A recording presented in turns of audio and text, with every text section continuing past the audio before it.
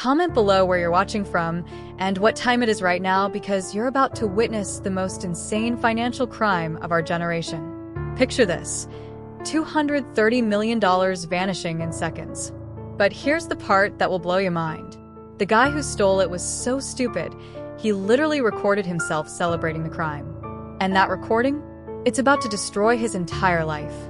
But we're getting ahead of ourselves. Marcus Kane was 20 years old when greed became his religion. Not just rich. We're talking $230 million rich. But here's what's insane. This kid was so bad at being a criminal that he basically left a digital confession for the FBI to find. How do you mess up that badly? Well, it all started with one phone call. 3 months earlier, Marcus and his friends Jake Rivera and Tommy Walsh were chatting online about needing money. Tommy says, "What if we found someone with serious Bitcoin and scam them out of it?" Marcus is listening. They hunt through social media until they find their target, David Sterling, a successful DC investor with a Bitcoin wallet worth millions. Here's where it gets crazy.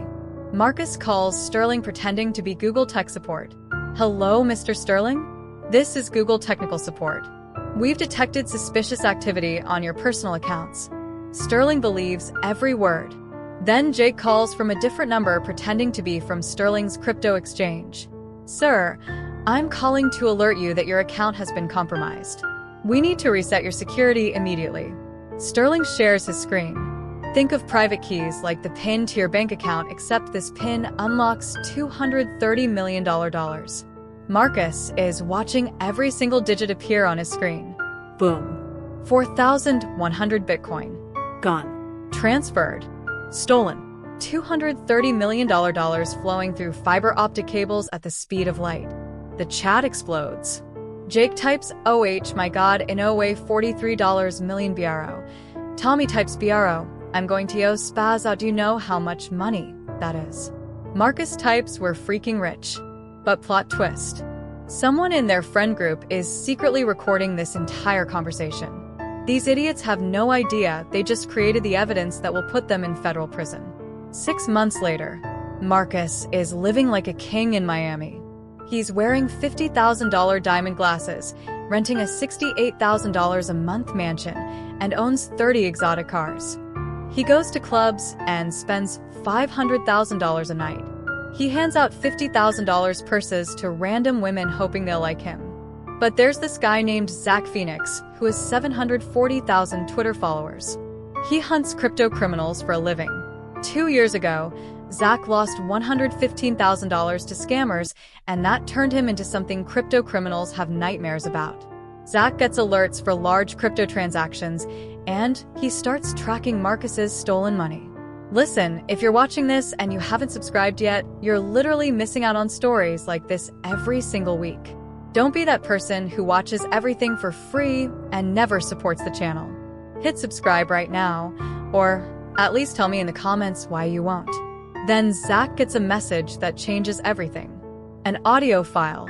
When he hits play, he hears Marcus literally confessing to the crime. Someone from Marcus's friend group sent Zach the recording. Crystal clear audio of 3 young men celebrating the theft of $230 million. Zach forwards all the evidence to the FBI.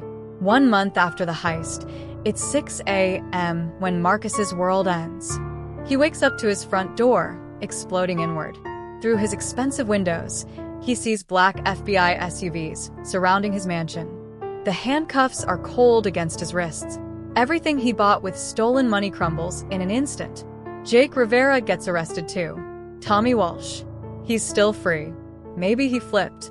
Maybe he was smarter. Maybe he's just lucky. But in the end, the blockchain never lies, and every digital crime leaves digital fingerprints. Look, I need to be real with you for a second. Every week, I spend hours researching these insane true crime stories, and most of you watch without subscribing. That actually hurts, because it tells YouTube my content isn't worth recommending to others. If these stories entertain you, literally just tap subscribe. It takes 1 second and costs nothing. If you won't do it, at least tell me why in the comments. Marcus Kane faces up to 20 years in federal prison. 20 years for 30 days of feeling like a god. The stolen Bitcoin?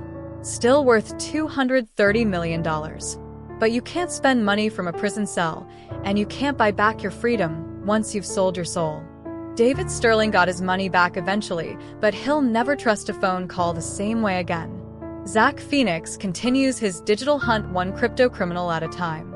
And somewhere in a federal holding cell, a 20-year-old kid who once owned 30 exotic cars stares at concrete walls and wonders if 30 days of stolen glory was worth a lifetime of consequences.